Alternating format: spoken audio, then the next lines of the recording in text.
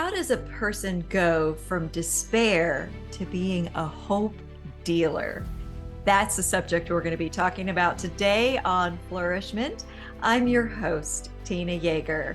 Today, I have an amazing, inspiring guest with me. Her name is Julie Seals. Julie was a hopeless addict, fugitive, and international drug smuggler. She was facing a life sentence in federal prison, but today, she is a prison evangelist and ordained minister, a speaker, a wife, a mom, and a grandma. And now she's also an author, and she's here to share her inspirational story and insights that can change your life. Welcome, Julie. I'm so glad to have you on Flourishment today.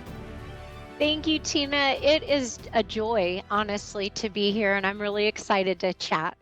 So let's get into that amazing testimony that you have. Talk about where you were at this place where you were hopeless and you didn't know where to turn. Talk about where you were when you started and what were some of the things that began to change your life.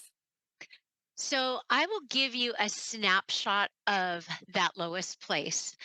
Um, I was 22 and a half years ago living in Mexico as a fugitive on the run. I had a meth lab in my bathroom. I was involved with meth cooks and mafia. And the Mexican Drug Task Force was raiding my house with machine guns drawn. And I was living a life that you would see on a movie, honestly. It could be a movie. And it was because I fell to my knees in the living room of that rented house on the beach in Ensenada, Mexico one night, overwhelmed with all of the loss. I had lost my leg to amputation. I had lost custody of my son because I was a strung out addict, and my dad had died. And the overwhelm got so bad, really, that I fell to my knees one night and I cried out to God. And I asked him to come into the middle of my heart and life and change everything. And I woke up the next morning after that prayer, and I didn't think God heard me because nothing felt different. And the mafia and the meth cooks came over and asked if I would take drugs across the border for money. And I thought, well, God didn't hear me. So I'm just, who cares? Yes, I'll do it. And let them duct tape 4 pounds of crystal meth around my waist, and they drove me to an international border, Mexico to San Diego, and I got out of the car. Well, I was supposed to walk through to San Diego, and they were going to pick me up and take me to Mafia, but instead I felt the presence of God come over me like a bubble, like a shield, and I ended up walking up to a customs officer with a gun, and I told her what I was doing and I turned myself in. And it was in that federal prison in San Diego that a group of prison ministry volunteers came and convinced me that Jesus died for me, that he loved me, and that he would, if I repent of my sins and give him my life and surrender everything, he would completely change me into a new creation, and I would be forgiven and free. And that's what happened. That is exactly what happened. Jesus set me free almost 23 years ago, and he has kept me free. So I imagine this was not an instant, oh, everything's going great process. You talk about being in prison before you really start to experience a lot of life transformation. Did you have some doubts when you went to prison after Jesus changed your life, or how did that work? Yeah, great question. So I did have doubts. And after I was in prison, I was going to all the chapel services. I was getting all of the church I could and reading my Bible. But 6 months into my prison sentence is when I got my final sentence from the judge. And instead of 17 to life, he sentenced me to 22 months. And because he said he saw something different in me, and what he saw was Jesus. And as I was being transported from the prison in San Diego to another federal prison in Texas to do the remainder of my time, I was at a little county jail in Arizona. And, the enemy will come along like a flood and remind us of everything we did. And I was doubting seriously, Am I really forgiven, God? Do you really forgive me? Am I really going to see my son again? And I was literally sitting there at 2 a.m. in this county jail, and tears were rolling down my face because I was scared after 6 months of giving my life to the Lord that maybe what if he didn't forgive me? And the voice of God spoke to my heart. And God said, Julie, pick your head up off your Bible and open it. And I was like, oh. So I flipped the Bible open and I flipped right open to Second Chronicles chapter 7, verse 14, that says, if my people who are called by my name will humble themselves and pray and seek my face, I will forgive them of their sin and heal their land. And, in other words, it was this precious passage where God's like, you know what? If you'll humble yourself, if you'll surrender, I will forgive you. And it was just so reassuring. So even in the midst of doubt, God was there and he showed up and he Yes. encouraged you. So what happened next? I know that you're now an ordained minister. How did you get from there to where you are now? So after doing 22 months in federal prison, I got out and I was technically homeless.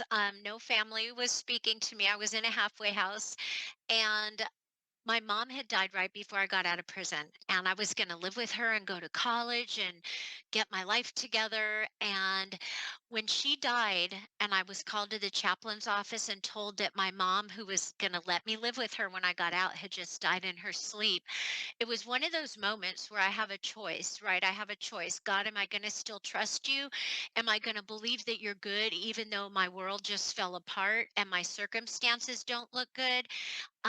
And but I thought, where else am I going to go? I don't want to go back to who I was. God, I'm going to trust the Lord in the middle of this tragedy of losing my mom. And so I got permission from the halfway house from the lieutenant to go to college instead of work, which was the rules that I had to work. And I went to college. I ended up getting straight A's.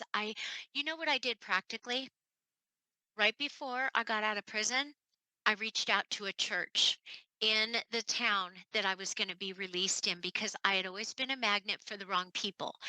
And that got me in a lot of trouble. And I knew I had to surround myself with people who loved Jesus and were doing the right things and would be a good influence. So, a lady at this local church where I got out of prison, she picked me up. She brought me to church every Sunday. I got baptized. And after my time at the halfway house was done, they offered to rent me a room in their home.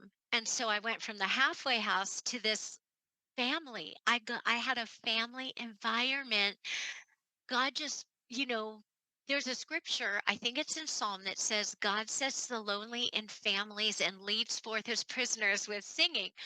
God showed me that when I was in prison, right after my mom died.